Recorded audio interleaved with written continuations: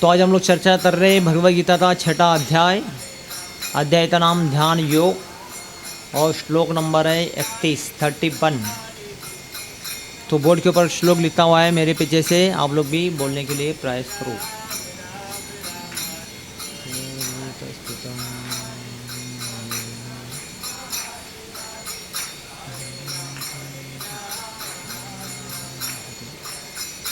सर्वभूतस्थितं यो मां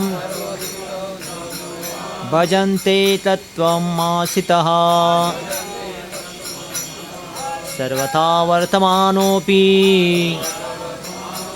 स योगी मयि वर्तते।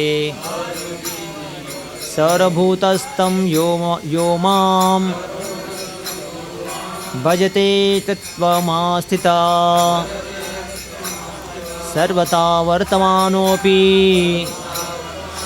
स योगी मयि वर्तते। सर्वभूतस्थं यो मां भजते तत्त्वमासितः सर्वथा वर्तमानोऽपि स योगी मयि वर्तते।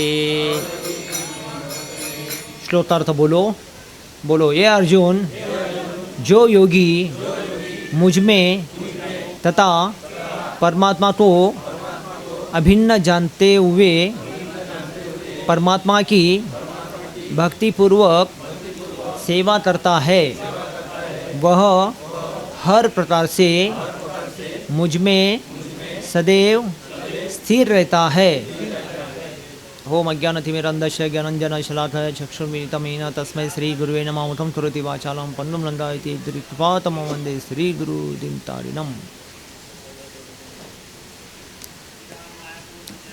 तो भगवान बोल रहे हैं एक योगी के बारे में, जो योगी हमेशा मुझ में अपने पद से कभी हिलता डुलता या नीचे गिरता नहीं है, ऐसे एक योगी के बारे में यहाँ पे भगवान बताते हैं। तो इसके लिए योग का मतलब है, यहाँ पे पूरा ये अध्याय का नाम ही प्रभुपाद बोलते हैं ध्यान योग। योग का मतलब क्या बोलते हैं? हाँ, ध्यान से उस कार्य को करो। किस कार्य को? भक्ति के कार्य को। तो हम जो कार्य करते हैं उसमें ध्यान होना चाहिए बोलते हैं। ध्यान होने से वो क्या होता है, मन इधर उधर भटकता नहीं है। नहीं तो बड़े बड़े योगी, बड़े बड़े तपस्वी लोग भी फेल हो जाते हैं अगर ध्यान भटकता है तो। समझा ना? सौवरी मुनि थे, बहुत बड़े योगी ऋषि थे, पानी के अंदर जल में निश्चय जाएगी तपस्या किया था उन्होंने, लेकिन फेल हो गया। देखो दुर्वासा ऋषि भी कितना साल तपस्या किया, वो भी फेल हो गया। क्यों? क्योंकि भगवान में अगर ध्यान नहीं। योग का मतलब क्या होता है? भगवान से रिश्ता जोड़ना है। अगर कोई ध्यान कर रहा है, आंख बंद करके बैठा है डिस्टर्ब होता बोल के, कान बंद करके बैठा है, मुंह भी बंद करके बैठा, बोलना है डिस्टर्ब है बोल के, पैर से चलना डिस्टर्ब बोल के चलना बंद करता है, हाथ से हलचल करना डिस्टर्ब बोल के हाथ हलचल करना बंद करता है, और योग बोल के ध्यान से बैठता है, तो कितना देर बैठेगा? तो योग का मतलब ये अगर करता कलयुग में तो मुश्किल हो जाएगा। वो सतयुग में टाइम में ठीक था, लेकिन कलयुग में क्या होता है, भगवान से उसको नाता जोड़ना होता है। योग का मतलब भगवान से कनेक्शन जोड़ना, इसको बोलते हैं योग। अभी तो योग का मतलब क्या बोल रहे हैं? गॉड से कनेक्शन, भगवान से कनेक्शन जोड़ना चाहिए। अगर वो जो भी करता है, कोई ध्यान कर रहा है, कोई तप कर रहा है, योग कर रहा है, अगर भगवान से कनेक्शन जोड़ता नहीं है तो फिर वो खुद के लिए करता है ना, खुद के लिए फिर वो संभाल नहीं पाता। वो कोई ध्यान करेगा वो भटक जाएगा, कोई तप करेगा वो भटक जाएगा, कोई योग करेगा वो भटक जाएगा। क्यों? वो कर रहा है, वो अपने लिए उसको इस्तेमाल नहीं हो रहा भगवान की सेवा में किधर ना। तो हमारे में जान है कि नहीं? क्या मरे हम लोग? कितने लोग जिंदा है? हाथ उठा देंगे। सब लोग जिंदा है, जाना है ना सब में। तो जाना है, इंद्रिया है, मन है, शरीर है, तो सताएगा वो चुप बैठो, ऐसा मुंह बंद करके बैठो, आंख बंद करके बैठो, एक दिन 2 दिन 1 घंटा 2 घंटा बैठ सकते हैं, है ना? अभी तो यही बोलते हैं यहाँ पे, योग का मतलब है परमात्मा से कनेक्शन जोड़ना। हाँ, भगवान को अभिन्न जानते हुए, भगवान को अलग नहीं समझना है। भगवान का शरीर का साथ संबंध है तो उसको भगवान के साथ सेवा में लगाना चाहिए, तब भी शरीर अच्छा रहेगा। अगर इसको कोई काम धंधे में नहीं, चुप बैठो बोलो, पागल हो जाए तो। वो कुछ अच्छा करना चाहता तो अच्छा करो, अच्छा नहीं करेगा तो बुरा करेगा। वो देखना चाहता कुछ अच्छा दिखाओ, अच्छा नहीं देखेगा तो बुरा देखेगा। वो चुप बैठेगा नहीं। वो हाँ, सुनना चाहता है तो उसको अच्छा सुनाओ, अगर नहीं सुनेंगे ना तो बुरा सुनेगा। वो कान चुप बैठेगा नहीं ऐसा। समझा ना, ऐसा। और मुख बोलना चाहता है, उसको कुछ तो बोलना चाहिए, अच्छा बोलना चाहिए, अच्छा नहीं बोलेगा तो बुरा बोलेगा, क्योंकि शरीर में जान है, अनजान नहीं है, जान है, ज्ञान है, शक्ति है कि नहीं। तो इसके लिए वो शरीर का इस्तेमाल होता है। तो इंद्रिय है, मन है, शरीर है, तो इसके लिए इस्तेमाल करना होता है उसको, उसका इस्तेमाल नहीं होगा तो पागल हो जाएगा। तो इसके लिए बोलते हैं योग का अर्थ है भगवान के साथ कनेक्शन जोड़ना। ये शरीर के साथ भगवान का संबंध है, तो भगवान अच्छे शरीर दिया, अगर चुप बैठो बोले तो शरीर का मतलब क्या हो गया? भगवान की सेवा के लिए दिया, इतना अच्छा अवसर है। तो ये ध्यान योग का मतलब है। इसलिए हमारे शरीर के द्वारा, हमारे इंद्रियों के द्वारा, हमारे मन के द्वारा क्या करना चाहिए? भगवान को सेवा देना चाहिए। और ये होता है क्या है? योग। योग का मतलब ये नहीं है नीचे मुंडी करो, ऊपर फैर करके ठंडा के बैठ जाए, ऐसा। कई लोग योग में जाते हैं ऐसा करते हैं, हाँ, अलग अलग योगा में जाते हैं लोग, अलग अलग योग क्रिया करते हैं। वो योगा नहीं है। वो जो आजकल समाज में योगा सिखाते हैं ना, वो किसके लिए है वो योगा? हाँ, वो जिसको रोग हो गया ना, उसका रोग को ठीक करने के लिए वो योग है। उसको शारीरिक क्रिया करने के लिए वो योग है। वो शरीर के स्वास्थ्य को ठीक करने के लिए वो योग है। वो भगवान को पाने के लिए, भगवान के साथ रिश्ता जोड़ने के लिए वो योग नहीं है। असली में शास्त्र में योग बताते भगवान के साथ जोड़ना है या शरीर को ठीक करना, ऐसा नहीं है। अभी शरीर को कितना भी दवा पानी दे दो या योगा करो, व्यायाम करो, जिम में जाओ, कुछ भी करो, समझा ना, उसको जो होना है तो होने वाला ही हो। पूरे जन्म में करके बैठा नहीं, जन्म में उसको भोगना ही है। ऐसा कोई दवा ले लो कि अब कोई मरण नहीं होगा, ये दवा लो कि कोई बीमारी नहीं होगा, ये दवा लो कि कभी दुख नहीं आएगा, ऐसा नहीं होगा। इसका जन्म मरण सुख दुख वो सब लिखा पड़ा हो गया, फिक्स, समझा ना। पिछले जन्म में सब करके बैठा, नहीं तो इस जन्म में करके बैठ रहा है ना, अगला जन्म में उसको लेना ही पड़ेगा। अब योग करो, ध्यान करो, कुछ भी करो, या दवा ले लो या कुछ भी करो, लेकिन अभी करके बैठा ना, अगला जन्म में उसको लेना ही पड़ता है। पिछले जन्म में करके बैठा नहीं, जन्म में लेना ही पड़ेगा। हाँ, कितना भी योग करो, ध्यान करो, तप करो, कुछ भी करो, ऐसा है। तो इसलिए शरीर स्वास्थ्य के लिए लोग जाके योग करते हैं, वो शरीर के लिए, लेकिन भगवान को पाने के लिए नहीं। भगवान को पाने के लिए योग का मतलब है शरीर से भगवान को सेवा देना चाहिए, समझा ना। तो कैसे मन के द्वारा भगवान को सोचना चाहिए, कान के द्वारा कथा सुनना चाहिए, मुख से बोलना चाहिए हरे कृष्णा कृष्णा कृष्णा हरे हरे, हरे राम राम राम हरे हरे। हाँ, आंखों से दर्शन करना चाहिए, मुख से प्रसाद खाना चाहिए, हाथ से सेवा करना चाहिए, पैर से मंदिर जाना चाहिए, तीर्थ यात्रा जाना चाहिए। ऐसा उपयोग करोगे ना, शरीर स्वास्थ्य भी अच्छा रहेगा और मन भी अच्छा रहेगा और इंद्रिय भी अच्छा रहेगा। अगर चुपचाप बैठो पागल हो जाएगा, इसलिए बैठेगा। तो योग का मतलब है इसलिए भगवान के साथ द्वार से कनेक्शन जोड़ना, भगवान से नाता जोड़ना है, ये असली योग का पद्धत। हाँ, तो तात्पर्य प्रभुपाद जी क्या बोलते हैं, देखो, जो योगी परमात्मा परमात्मा का ध्यान करता है, वो अपने अंतःकरण में चतुर्भुज विष्णु का दर्शन श्री कृष्ण के पूर्ण रूप में शंख चक्र गदा तथा पुष्प कमल धारण किए हुए करता है। योगी को यह जानना चाहिए कि विष्णु श्री कृष्ण से अभिन्न नहीं है। परमात्मा रूप में श्री कृष्ण जन जन के हृदय में स्थित है, और यही नहीं, असंख्य जीवों के हृदय में स्थित असंख्य परमात्माओं में ही कोई अंतर नहीं है। न ही श्री कृष्ण ही दिव्य प्रेम भक्ति में निरंतर व्यस्त व्यक्ति तथा परमात्मा के ध्यान में निरंतर एक पूर्ण योगी के बीच कोई अंतर है।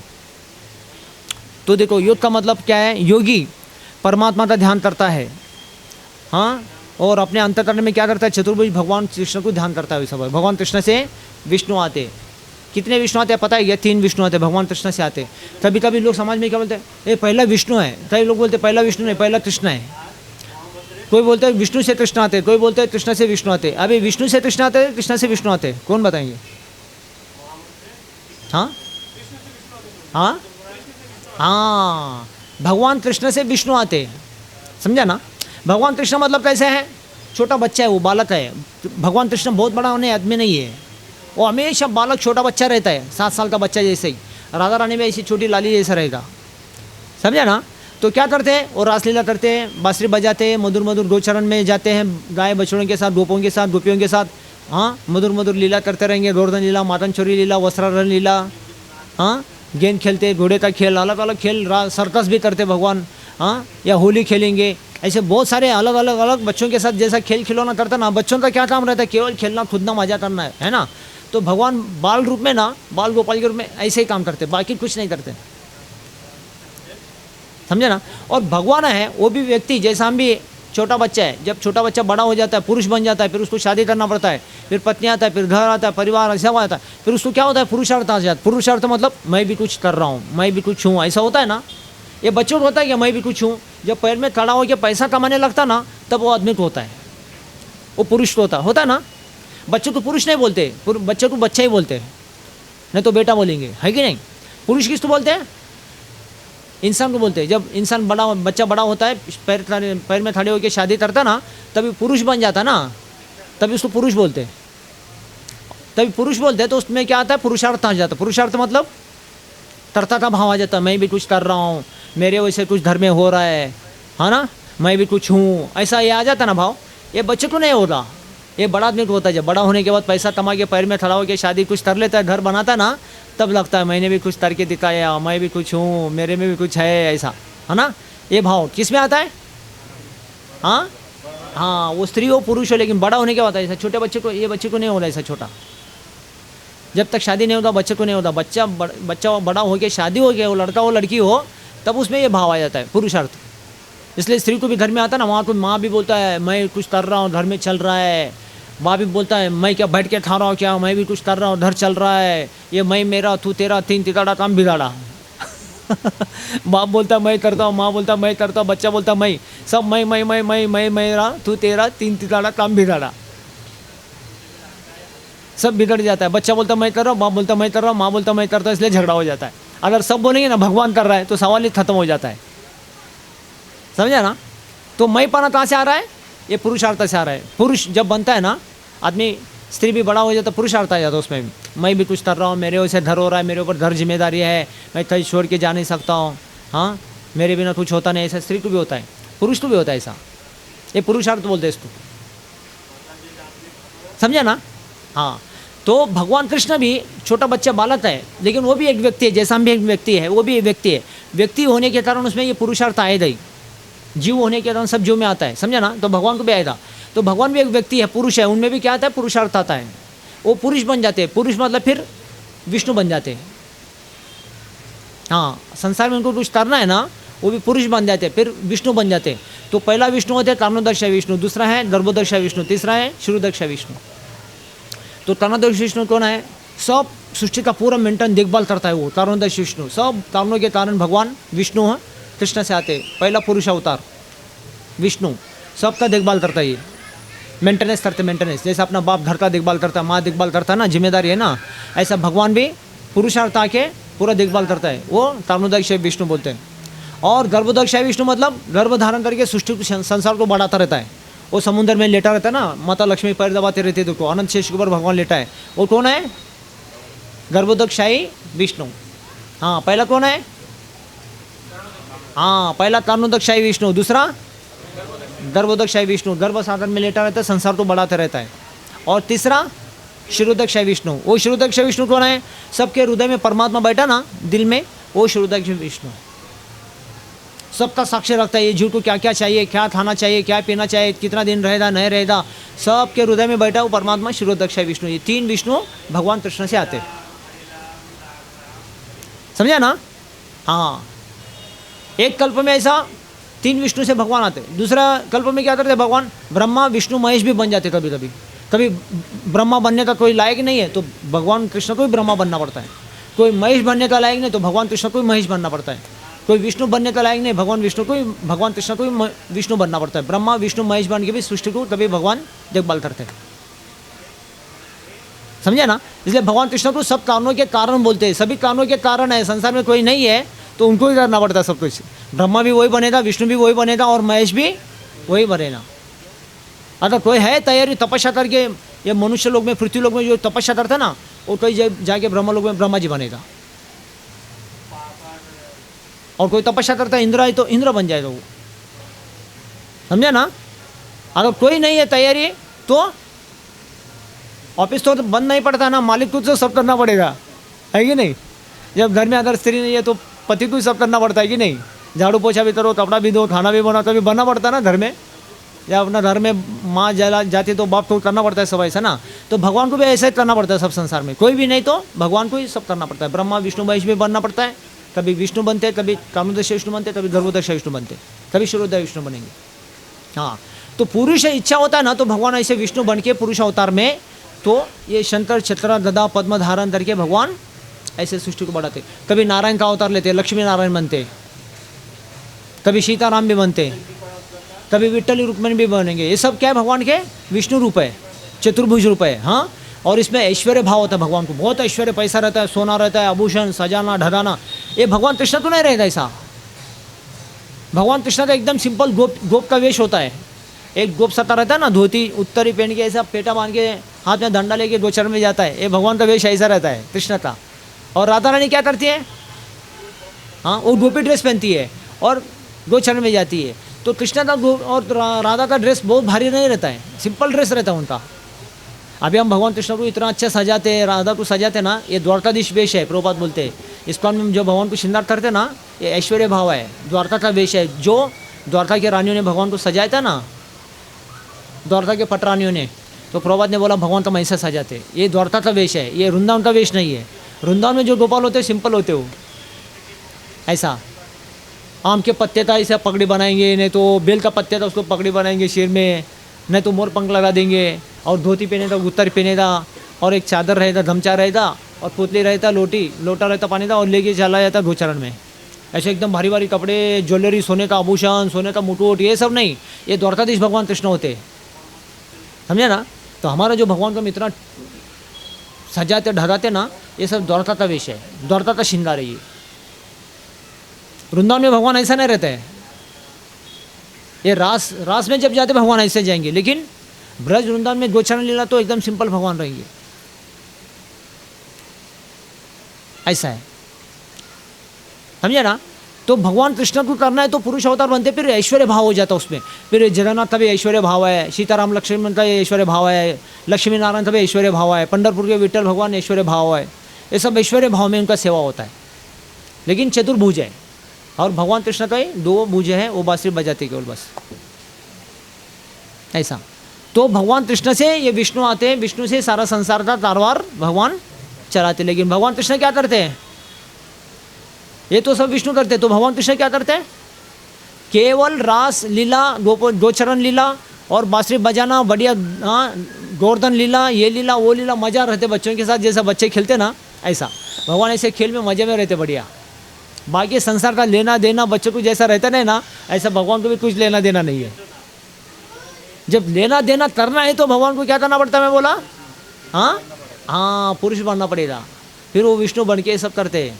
तो कृष्ण से विष्णु आते, विष्णु से कृष्ण नहीं आते, समझे ना। कौन कहाँ से आते हैं, हाँ, हमेशा याद रखो, कृष्ण से विष्णु आते हैं। और एक भी विष्णु आते हैं नहीं, कितने विष्णु आते हैं, 3 विष्णु। पहला विष्णु कर्णोदक, दूसरा, हाँ, तीसरा, हाँ, ऐसे 3 विष्णु भगवान कृष्ण से आते, फिर उससे संसार सृष्टि कारभार सब चलता है। लेकिन भगवान कुछ नहीं करेंगे, भगवान केवल बांसुरी बजा के गोपियों के साथ गोपरस, दांडिया, गरबा, हाँ, गोवर्धन लीला, मातन छुरी लीला, रास लीला, ये लीला वो लीला, होली का लीला, हाँ, गधे का लीला, गधे का घोड़े का खेल भी भगवान करते, बच्चों को घोड़े का खेल बनाते। ऐसे भगवान सर्कस का खेल, बड़े बड़े भगवान के रास लीला हैं, वो उसमें भगवान बच्चे बनकर खेल करता है, ऐसा। तो ये शंकर चक्र गदा पद्मा के रूप में प्रभुपाद बोलते हैं विष्णु भगवान ये सृष्टि में देखभाल करते हैं सबका, हाँ, कमल पुष्प धारण किए रहते हैं। और योगी को ये जानना चाहिए कि विष्णु श्री कृष्ण से अभिन्न है।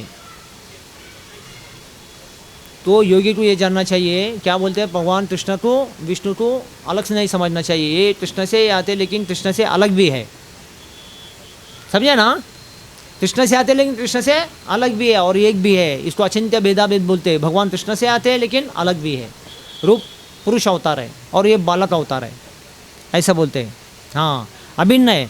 परमात्मा रूप में श्री कृष्ण जाने के, हाँ, भगवान परमात्मा के रूप में श्री कृष्ण जन जन के हृदय में स्थित है, यही नहीं असंख्य जीवों के हृदय में भी स्थित, हाँ, हर जन जन के हृदय में परमात्मा रूप में भगवान स्थित है। एक योगी जब होता है ना, वो सब तो ऐसा देखता है परमात्मा के रूप में, जन जन के हृदय में। हाँ, प्रभुपाद बोलते हैं के हृदय में स्थित है, और जहाँ यह नहीं असंख्य जीवों के हृदय में भी स्थित, सारे जीवों के असंख्य जीव जितने भी पेड़ पौधे कीड़े मकोड़े सब है ना, सबके हृदय में भगवान परमात्मा है। ऐसा एक योगी का ध्यान ऐसा होता है। जब योगी बनता है ना व्यक्ति, सबको परमात्मा का अंश देखेगा वो। हाँ, असंख्य है, और परमात्माओं में कोई अंतर नहीं है। न ही श्री कृष्ण दिव्य प्रेम भक्ति में निरंतर व्यस्त व्यक्ति तथा परमात्मा में ध्यान में निरंतर एक पूर्ण योगी के बीच कोई अंतर नहीं देखते। हाँ, जो भगवान कृष्ण का दिव्य प्रेम भक्ति में निरंतर जो व्यस्त रहता है व्यक्ति, तो प्रभुपाद बोलते हैं तो परमात्मा के ध्यान में निरंतर एक पूर्ण योगी के बीच में भी वही अंतर होता है। जो भगवान कृष्ण की सेवा भक्ति में प्रेम भक्ति में लगा रहता है ना एक भक्त, ऐसा एक ध्यानी योगी भी ना, वो परमात्मा के ध्यान में ऐसे निरंतर लगा रहता है वो। बाकी उसका कोई चिंता नहीं है, केवल क्या करता है, ऐसा ध्यान करके बैठता है, पद्मा भगवान को देखता रहता है हृदय में। हाँ, और उसमें वो आनंदित रहता है। तो एक योगी ऐसा करता है, और एक भगवान का भक्त क्या करता है, निरंतर भगवान की सेवा करके उसमें वो आनंदित होता है, ऐसा बोलते हैं प्रभुपाद। हाँ, लेकिन योगी क्या करता है, वो अपने अपने ध्यान में है, लेकिन भक्त क्या करता है, वो सबको आनंद देता है, ऐसा बोलते हैं। भक्ति करने से क्या होता है व्यक्ति को, क्योंकि योगी अकेला कर सकता है, ऐसा बाकी कितने लोग करेगा। आंख बंद करके बैठो, मुंह बंद करके बैठो, एक दिन दो दिन एक आदमी बैठेगा, हजारों में से हजार लोग नहीं बैठ सकते। लेकिन भगवान की सेवा प्रेम भक्ति ये कौन करेगा, सभी लोग कर सकते, छोटा बच्चा बुढ़ा बुढ़ी, हाँ बच्चा लोग कोई भी कर सकते। ये भगवान के साथ प्रेम का आदान प्रदान भक्ति ये सबके लिए सुलभ है। लेकिन ये योगी का जो परमात्मा को ध्यान करते बैठना सालों साल ना, ये सब करने का मुश्किल है, ऐसा बोलते हैं। और स्पेशली ये कलयुग में, ये सतयुग में हो सकता था, लेकिन कलयुग में मुश्किल है। कलयुग में किधर भी जाओ ध्यान भटकेगा, शांति का जगह नहीं है, शुद्ध वातावरण नहीं है, खान पान भी ठीक नहीं है कि नहीं। तो इसके लिए ना, तो कलयुग में योग करना इसके लिए बहुत कठिन। उसको दे दो, बच्चों को दे दो, वो लेके जाएंगे, लेके जाओ। तो कलयुग में इसलिए योग करना इतना कठिन है, कर नहीं सकते। इसलिए अच्छा है कि भगवान कृष्ण की प्रेम भक्ति में अपने आप को व्यस्त रखना चाहिए, ऐसे बोलते हैं। क्या करना चाहिए, व्यस्त रखना चाहिए। कुछ ना कुछ भगवान को फूल का हार बनाओ, भगवान को प्रसाद बनाओ, भगवान के लिए श्रृंगार करो, भगवान के लिए ड्रेस बनाओ, मंदिर को अच्छा सजाओ, डेकोरेशन करो, भगवान के लिए अभी चंदन यात्रा आएगा, चंदन घिस से रखो। हाँ, कुछ ना कुछ सेवा आपको करते रहेगा ना, आपका जीवन बहुत अच्छा लगेगा आपको। जब ये हमारे सेवा भगवान ले लेगा ना, आपको देख के भी अच्छा लगेगा, ऐसा बोलते हैं। तो ये कोई भी कर सकते हैं, ऐसा बोलते हैं। ये आसान तरीका है भक्ति का। हाँ, प्रेम भक्ति में निरंतर व्यस्त व्यक्ति तथा परमात्मा के ध्यान में निरंतर एक पूर्ण योगी के बीच में कोई अंतर नहीं है। और कृष्ण भावना में योगी सदैव श्री कृष्ण में ही स्थित रहता है, भले ही भौतिक जगत में वह विभिन्न कार्यों में व्यस्त क्यों न हो। इसकी पुष्टि शील रूप गोस्वामी कृत भक्ति रसावनु सिंधु में की है। निम्नलिखित जीव मुक्त उच्चते। कृष्ण भावना में रत रहने वाला भगवत भक्त स्वतः मुक्त हो जाता है। नारद पंचरत्न में भी इसकी पुष्टि हुई है। रूप गोस्वामी का वर्णन प्रभुपाद बोलते हैं, एक कृष्ण भक्ति में, प्रभुपाद बोलते क्या है, कृष्ण भावना वाले व्यक्ति में, हाँ व्यक्ति में योग सदैव, वो योग में हमेशा सदैव स्थित हो जाता है। भक्ति में मतलब क्या होता है, कृष्ण भावना बोलो प्रभुपाद। कृष्ण भावना का मतलब क्या है, संस्था का नाम भी प्रभुपाद जी ने दिया, अंतर्राष्ट्रीय कृष्ण भावना अमृत संघ। क्या दिया है, हाँ, अंतर्राष्ट्रीय कृष्ण भावना अमृत संघ। तो कृष्ण भावना का मतलब क्या होता है पता है क्या, उसको प्रभुपाद जी योग से जोड़ रहे हैं। यह है योग, ऐसा बोलते हैं। क्या योग है, कृष्ण भावना भावित। तो क्या योग है, प्रभुपाद बोलते हैं अंतर्राष्ट्रीय कृष्ण भावना संघ मतलब क्या है, आप कृष्ण भक्ति में हमेशा कृष्ण को स्मरण करना, कभी नहीं कृष्ण को बोलना। फिर आप सर्विस करो, बिजनेस करो, फैमिली मेंटेन करो, पढ़ाई करो, अपना धंधा पानी जो करना है करो, लेकिन हमेशा कृष्ण का स्मरण करो और कभी नहीं कृष्ण को भूलो। और ये करना क्या बोलते हैं, कृष्ण भावना भावित बोलते हैं। इसको कृष्ण भावना बनाना है। कई लोग क्या बोलते हैं समाज में, अरे आप भक्ति करें क्या, आपको अभी सब छोड़ना पड़ेगा, ऐसा बोलते हैं। तो यहाँ पे इसलिए प्रभुपाद जी बोलते हैं कृष्ण भावना का मतलब है कृष्ण भक्ति में, कृष्ण भावना में कोई चीज़ तो छोड़ना नहीं है, हर चीज़ तो क्या करना है, हाँ हर चीज़ तो जोड़ना ही क्या है, योग है। तो कृष्ण भक्ति में आपको कोई चीज़ छोड़ना नहीं है, हर चीज़ को क्या करना है, जोड़ना है, और उसको बोलते हैं योग। यही है कृष्णा भावना भावित भक्ति। तो कितना भी बड़ा उसका सर्विस हो, बिजनेस हो, बड़ा परिवार फैमिली मेंटेन हो या पढ़ाई भी हो, कोई प्रॉब्लम नहीं, कोई चीज़ छोड़ना नहीं है, हर चीज़ को आपको भगवान के साथ द्वार के साथ कनेक्शन जोड़ के दिखाना, करके दिखाना, यही है कृष्णा भावना भावित भक्ति। और इसको बोलते प्रभुपाद जी योग। इसको हमारे रूप गोस्वामी का भी यहाँ पे प्रभुपाद जी वर्णन करते हैं, और कौन विश्वनाथ चक्रवर्ती ठाकुर का भी वर्णन करते हैं यहाँ पे। तो नारद भक्ति पंचरत्न विधि का भी वर्णन करते प्रभुपाद जी यहाँ पे। तो हमारा ये नारद जी भी बताते हैं और रूप गोस्वामी भी बताते हैं, कृष्णा भक्ति मतलब क्या है, भगवान से जोड़ के करना, और यही है योग, छोड़ के नहीं। कल लोग बोलते हैं अरे अब इस्कॉन में जा रहे क्या, हाँ अरे आपको अभी छोड़ना पड़ेगा, इस्कॉन में जाते ना, वो लोग बोलते हैं आपको ये छोड़ो वो छोड़ो, ये छोड़ो वो छोड़ो, ऐसा। अरे इस्कॉन में जा रहे या भक्ति कर रहे इसलिए आपको छोड़ना पड़ता है, ऐसा नहीं है, समझे ना। अभी भक्ति में आते हैं, इस्कॉन में आ रहे हैं, तो आपको छोड़ना पड़ता है। क्या छोड़ना पड़ता है, जो गलत चीज़ है ना, जैसा पिक्चर में जाके लोग बर्बाद हो जाते हैं, आपके लिए अच्छा नहीं है, क्योंकि आपके लिए एकदम खतरनाक चीज़ है, उसको छोड़ने के लिए बोलते हैं। उसमें बुराई क्या है, जैसा शराब पी के उधर इधर पढ़ के सो जाता है, पैसा बर्बाद करता है, तो उसको छोड़ाना हमारा काम है ना। मांस मछली खा के पूरा बर्बाद होता है, बीमारी फैलाता है शरीर में, तो उसको छुड़ाना अपना काम है कि नहीं। फिर हम जो बुरे चीज़ें उसको छुड़ाते हैं ना, तो उसको गलत क्या उसमें, और अच्छी चीज़ को उसको सिखाते हैं। और इसको हमारा रूप गोस्वामी ने बोला अनुकूल से संकल्प प्रतिकूल से वर्जनम। हाँ, जो भक्ति के अनुकूल चीज़ है, अच्छा चीज़ है, उसको करना चाहिए, और जो आपको प्रतिकूल चीज़ है उसको क्या करना चाहिए, छोड़ देना चाहिए। जो बुरा चीज़ आपके लिए छोड़ देना चाहिए, जो चीज़ अच्छा है उसको लेना चाहिए बोला। तो लोग क्या बोलते हैं, अरे आप इस्कॉन में जा रहे क्या, अरे भक्ति कर रहे क्या, आपको अभी छोड़ना पड़ेगा, ऐसा बोलता है। अरे इस्कॉन में जा रहे भक्ति कर रहे इसलिए छोड़ना नहीं पड़ता है। कई चीज़ें क्यों छोड़ना पड़ता है पता है क्या, हाँ वही किस लिए छोड़ना पड़ता है बुरा चीज़। हम कई चीज़ों जो छोड़ने के लिए बोलते हैं, किसके लिए, या भक्ति कर रहे इसके लिए, इस्कॉन में आ रहे इसके लिए छोड़ना है। अब इस्कॉन में आओ नहीं आओ, भक्ति करो ना करो, लेकिन कई चीज़ें छोड़ना पड़ता है, किसके लिए, हाँ शरीर के लिए। अच्छा और बताओ, कौन कौन बताएंगे, हाँ हाँ क्या बोला प्रभु ने, किसके लिए छोड़ना पड़ता है, हम मनुष्य जन्म लिया है इसके लिए हमको कई चीज़ों को छोड़ना पड़ता है कि नहीं। तो अभी कितना मनुष्य हाथ उठा देंगे, जानवर तो कोई नहीं ना, कितने मनुष्य हाथ उठा, सब मनुष्य है ना।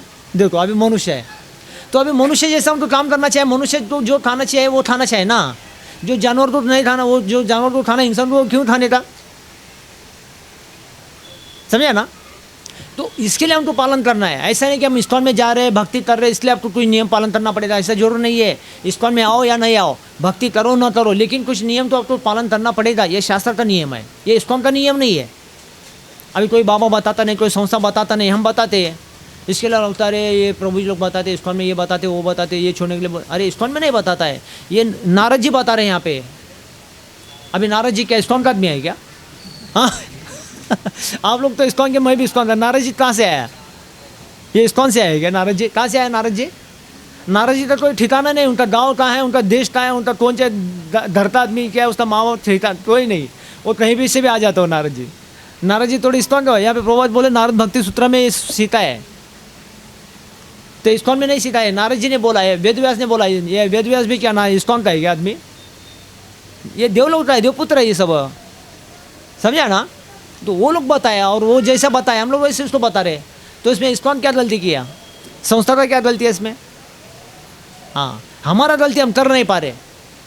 तो लोग सोचते हैं अरे इस्कॉन में जाते तो आपको छोड़ने के लिए बोलते हैं, भक्ति करते तो आपको ये नियम चालू करते। अरे इस्कॉन में जा रहे भक्ति करते इसलिए नियम लागू होता नहीं है, हम इंसान हैं इसके लिए हमारे लिए लागू होता है। नियम किसके लिए होता है, इंसान के लिए होता है, जानवर के लिए होता है क्या नियम। अभी आप ऐसे सीधा जाओगे, वहाँ पे चौक में सिग्नल पड़ेगा, तो आप गाड़ी लेके रुकना चाहेंगे कि नहीं, हाँ ए सिग्नल पड़ने दो मैं तो चले जाऊँगा, तो क्या होगा, हाँ एक्सीडेंट होता, और क्या होता, हाँ ट्रैफिक पुलिस पकड़ेगा। आजकल कैमरा भी लगा, देखो आप सिग्नल तोड़ के जाएंगे ना, कैमरे पकड़े जाओगे, बराबर आपको बिल कट हो जाएगा 500 रुपये, पाताड़ की बिल कट करेंगे अपने। मोबाइल सिस्टम भी है आजकल, है ना, देखो हाँ मोबाइल में बराबर आ जाता है ऐसा। तो अभी वो नियम कानून किसके लिए लगाया उन्होंने, हाँ क्या जानवर कुत्ते के लिए लगाए क्या, ए कुत्ता भी जाएगा, सिग्नल पड़ेगा, कुत्ता को बोलेगा ए कुत्ता रुको रुको रुको, कुत्ता बोलेगा भाओ मैं क्यों रुको ऐसा बोले तो वो कोई नियम पालन नहीं करेगा। वो सिग्नल पड़े कुछ नहीं पड़े, सिग्नल वो ट्रैफिक पुलिस हो या ना हो तो सिग्नल पार करके भाग जाएगा कुत्ता। वो जानवर है, उसके लिए कोई नियम नहीं है कि नहीं। लेकिन हम इंसान है, हमारे लिए नियम लागू होता है और वो नियम ही हमारे लिए धर्म है। और जानवर अधर्म है, उसके लिए कोई उसको धर्म का नियम लागू होता नहीं है, वो जानवर है। इसलिए जो नियम को पालन नहीं करता ना वो जानवर जैसा माना जाता है उसको, और जो पालन करता ना वही इंसान है। अगर जो पालन कर रहा नहीं वो कैसे इंसान है बताओ ना। तो जानवर भी पालन करता नहीं, इंसान भी पालन करता नहीं, तो उसको इंसान कैसे माना है। इसलिए शास्त्र में बोलते हैं ना धर्म ही न नर पशुवीर समानम। जो धर्म का कार्य नर योनि प्राप्त करके मनुष्य ने पा करके कोई करता नहीं ना उसको बोलते क्या है, हाँ पशुवीर समान हो, पशु जन्म आ रहा है बोलते हो, पशु का जन्म है वो। इसलिए माता पिता जन्म दे के छोड़ देते हैं उसको क्या बोलते हैं, सूत्र जन्म बोलते हैं। क्या शुक्र मतलब सुअर का जन्म है, माता पिता ने जन्म दिया भी छोड़ दिया, सुअर भी जन्म दिया छोड़ दिया, संस्कार नहीं दिया, शिक्षा नहीं दिया, कोई धर्म का कार्य नहीं सिखाया, तो उसको शुक्र जन्म बोलते हैं। इसलिए गुरु से साधु से हम शिक्षा संस्कार लेके जीवन में सुधार के कुछ नियम पालन करते ना तभी उसको इंसान जन्म बोलते हैं, वो इंसान बन जाता है। नहीं तो कुत्ता भी सुअर भी कुछ भी खा रहा है पी रहा, जन्म लेके इंसान भी खा रहा है पी रहा, सो रहा, दिन निकल रहा रात निकल रहा, जानवर तो भी ऐसे ही इंसान तो भी ऐसे ही, तो फर्क क्या पड़ा। हाँ हार निद्रा भय और बच्चा जन्म देना, ये चार चीज़ जानवर भी करता है, इंसान भी करता है। इंसान घर के अंदर करता है, जानवर घर के बाहर करता है। बस जानवर तभी भी रात हो गया हमारा भी रात हो जाएगा, अभी जानवर का भी दिन आ जाए तो हमारा भी दिन आएगा बस। तो इसलिए धर्म हमारे लिए लागू होता है, जानवर के लिए धर्म का नियम लागू होता नहीं है। इसके लिए वो सिग्नल जो होता है ना वो धर्म है हमारे लिए, हम है हमारे लिए कानून है वो। अगर वो कुत्ता जाएगा बिल्ली जाएगा वो पालन करेगा क्या, उसके लिए कोई कानून नहीं है, क्योंकि वो जानवर है, जानवर के लिए कोई कानून ही लागू होता नहीं। ऐसा कोई धर्म को पालता नहीं ना, वो उस आदमी को भी क्या बोलते हैं, जानवर बोलते हैं। इसलिए प्रभात बोलते हैं हमारा जो इस्कॉन संस्था है किसके लिए, इंसान को जो जानवर जैसा एक व्यक्ति जीता ना उसको इंसान बनाने के लिए ये संस्था है। उसको धर्म का शिक्षा दिया जाता है तब वो इंसान बन जाता है।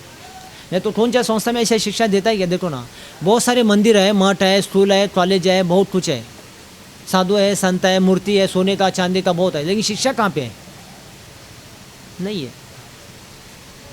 ऐसा है। इसलिए हमारा संस्था ये है इन लोगों को इंसान बनाने का और धर्म को सिखाने का, धर्म का शिक्षा देने का, मार नहीं देता है। और लोगों को लगता है इस्कॉन में बहुत नियम लगाता है, अरे इस्कॉन में नियम नहीं लगाता है, ये भगवान ने नियम लगाया है और लोग पालते नहीं है। और जो पालेगा उसका जीवन सफल हो जाएगा, जो नहीं पालेगा उसका जीवन नीचे गिर जाएगा, जानवर जैसा ही। फिर जानवर है, कोई कुत्ता है, गधा है, बिल्ली, वो कुत्ता बिल्ली गधा कौन है वो, हाँ वो इंसान था एक टाइम में। कुत्ते जैसा काम किया तो कुत्ता बन के आया, गधे जैसा काम किया तो गधा बन के आया, सुअर जैसा काम किया तो ये सुअर गधा कुत्ता बिल्ली कहाँ से आते, सब इंसान के बाद ही आते हैं ना। इनका जन्म कहाँ से होता है पता है क्या किसको, कुत्ते का जन्म कहाँ से आता है, सुअर का जन्म कहाँ से हो रहा है, सुनाई पड़ा सबको, क्या बोला, हाँ सुअर का जन्म हो रहा है कहाँ से, कुत्ते का जन्म कहाँ से हो रहा है, कैसे हो रहा है, हाँ आए समझ में, क्या बोला, हाँ कहाँ से आ रहा है,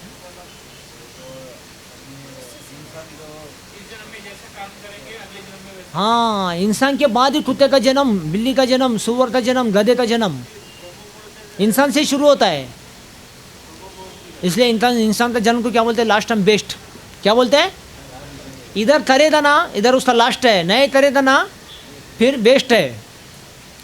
इधर से शुरू होता है उसका जन्म मरण, फिर कुत्ता बन के आएगा, बिल्ली बन के आएगा, सुअर बन के आएगा, जानवर बन के आएगा, पता नहीं इंसान बनेगा क्या नहीं बनेगा। बोलते ना मनुष्य जन्म पाया, बोलो मनुष्य जन्म पाया, राधा कृष्ण न भजिया, जानिया सुनिया विषय खाइनु। हाँ ये जानवर लोग है ना सब विषय खाते, बीच चीज खाते, अच्छा नहीं खाते। ऐसा कोई मनुष्य जन्म भी पाया, राधा कृष्ण भजन नहीं किया तो मनुष्य जन्म पाकर के क्या किया, फिर बोलते व्यर्थ हो गया जीवन, बोलते जानिए सुनिए विषय खाइनु, वो विष खाने के समान हो गया, नीचे गिर गया इंसान, जानवर बन जाता, वही इंसान जानवर बन जाता है। मनुष्य जन्म पा करके भगवान का भजन नहीं किया वो जानवर में चला जाता है वो। अभी देखो इतने सारे जानवर है, इतने सारे प्राणी है, कोई भी भजन नहीं करता है। हाँ, इतने सारे जीवात्मा है ना, उसमें केवल एक ही जीव भजन करता है। कौन? इंसान। हालांकि वो भी खाते पीते, बच्चा पैदा करते, दिन निकलते रात निकलते, सब जानवर इंसान जैसे ही करेगा सब, लेकिन भजन नहीं करेगा। भजन केवल, यहाँ तक कि प्रभुपाद बोलते हैं देवताओं का जीवन में भी भजन होता नहीं है। पता है क्या? अभी देवताओं को क्या काम है बताओ? बढ़िया महल रहता है उनका, सोने का महल रहता है रहने के लिए। वहाँ पे ऐसा वायर, लाइट का पाइप, ये प्लास्टिक का पाइप जोड़ा नहीं रहता, लाइट का कनेक्शन नहीं रहता उधर। सब हीरा मोती डायमंड्स, इसमें से रोशनी आता उधर। उनका तो महल ऐसे रहते, सोने के, हीरे के, फारस पत्थर के। और खाना पीना तो इच्छा करने मात्र से, वहाँ पे चूल्हा लगता नहीं उनके, उधर गैस था, लाइटर का लेके भक्त करके लगाने का। देवता इच्छा करने मात्र से खाना प्रकट हो जाता है, इच्छा शक्ति से। वहाँ पे आग भी लगाना नहीं पड़ता देवताओं को, समझे क्या? मंत्र बोलने से, इच्छा करने मात्र से खाना बन जाता है, जो चाहिए वो आ जाता है। इतना ऐश्वर्य देवता के जीवन में है, लेकिन भजन नहीं होता, भक्ति नहीं कर सकते देवता। क्यों? क्या कारण है बताओ? इसलिए देवता तरह से भारत में मेरा जन्म हो जाए संसार में, मैं भक्ति करके निकल जाऊँ ना बोलते। देवलोक में, ब्रह्मलोक में, इंद्रलोक में, चंद्रलोक में, सूर्यलोक में भजन होता नहीं है, भक्ति नहीं कर सकते। क्या कारण है बताओ? जानवर लोग भी नहीं कर रहे, देवता भी नहीं करते, केवल इंसान को चांस है। तो जानवर को क्यों नहीं है, देवताओं को क्यों चांस नहीं बताओ? उनको क्या समस्या है? पैसा तो बहुत बड़ा है, जो चाहे सब कुछ मिलता है, लेकिन भजन होता नहीं। क्या कारण है? हाँ हाँ हाँ, देवताओं के जीवन में इतना भोग चीज़ें है ना, भोगने के लिए। भोग नहीं पाते, भोग उनको भोग लेता है। इतना भक्ति की भोगने के लिए चीज़ें उनके पास, ऐश्वर्य इतना ऐश्वर्य है ना, भजन होता नहीं है। इतना पैसा, सोना। अभी आपके पास थोड़ा पैसा हो तो, सोना हो तो आप छोड़ के आएंगे क्या? हाँ, आएंगे क्या? नहीं आएंगे। आपका जो मालिक का जो काम करके ले, वो आता है कि देखो, इसलिए आता नहीं है, भ्रम में पड़ा है वो, ये सब छोड़ के कैसे जाओ, ऐसा बोलता हूँ। इसलिए संडे हो मंडे भूखे मारी बैठता दुकान में, उधर भूख से मरा रहता है ना। कारागिर को भी मारता है, खुद भी मारता है भूखा। वो बोलता है 1 मिनट जाएगा तो 1 ग्राम सोना कम हो जाएगा, सोचता वो। इतना चिंगूस है वो, देखो। तो थोड़ा बहुत है, तो देवताओं के सामने इनका तो क्या खिचड़ के काम का नहीं है, लेकिन जा नहीं सकता है, ऐसा बोलता हूँ। इतना मेरा जिम्मेदारी, इतना मेरा संपत्ति है, ये है वो है, इतना उनके पास भौतिक चीज़ें हैं, इतना उनका पैसा का गर्व है, सोने का गर्व है, जीवन का गर्व है। मंदिर जाने का टाइम नहीं तरीता बोलता हूँ, मेरे को क्या काम है, मैं नहीं तरीता ऐसे बोलता है। देखो, फिर जिसके पास अच्छा खाना पीना है, रहना है, सोना है, पैसा है, घर है, बच्चा अच्छा है, पत्नी अच्छा है, पति अच्छा है, माँ बाप सब अच्छा है ना, वो भजन नहीं कर पाएगा, मति मंद हो जाता है उसका भौतिक संसार में, समझा ना। वो पत्नी क्या समझता है? मेरा पति का तरना कर्तव्य समझता है। और पति भी समझता है मेरा पत्नी का, बच्चों का तरना मेरा कर्तव्य है। पति पत्नी समझते हैं हमारा बच्चों का तरना कर्तव्य है। बच्चे भी समझते हैं हमारे माँ बाप का तरना कर्तव्य है। इसमें सब माया में फंस जाते हैं एक दूसरे के, इसमें उनको माया संसार छूटता नहीं है। जिसके पास सब सुविधाएँ दिया ना भगवान ने, जितने सुख सुविधा होता है ना, आदमी का मति क्या होता है? मंद हो जाता है, दिमाग काम नहीं करता, मति मंद हो जाता। बैठे जाता सब मिल रहा है, वो भजन क्यों करेगा? समझे ना? नहीं करेगा। तो थोड़ा बहुत पैसा धन दौलत है तो आदमी इतना मतिमंद हो जाता है। तो देवलोक में तो क्या होता, सोचो ना, इतने सारे अप्सरा हैं, उर्वशी, रंबा और मेनका, त्रिलोत्तमा, कितने बड़े बड़े अप्सरा हैं। इंद्र के सामने, ब्रह्मा जी के सामने ऐसे ऐसे अप्सरा है। वो समझते अपने आप को फिल्मी स्टार लोग बड़े, मैं स्वर्ग सुंदरी हूँ, ऐसा वैसा समझते, कुछ भी नहीं उनके सामने, समझे ना। देवताओं के सामने इनका क्या चलता है ये। लेकिन ऐसे देवलोक में गंधर्व, किन्नर, ये वो, नाचने वाले, बजाने वाले, गजाने वाले ऐसे लोग हैं, तो क्या भजन होता उधर बताओ ना। इधर ही होता नहीं तो उधर क्या भजन होता है बताओ। इतना ऐश्वर्य है ना, इसलिए वहाँ पे भजन में मति लगता नहीं है। तो पूना में लगता नहीं तो उधर क्या लगेगा? इधर किसी के पास है तो उसको भजन लगता नहीं, मति उसका मन घूम जाता है संसार में।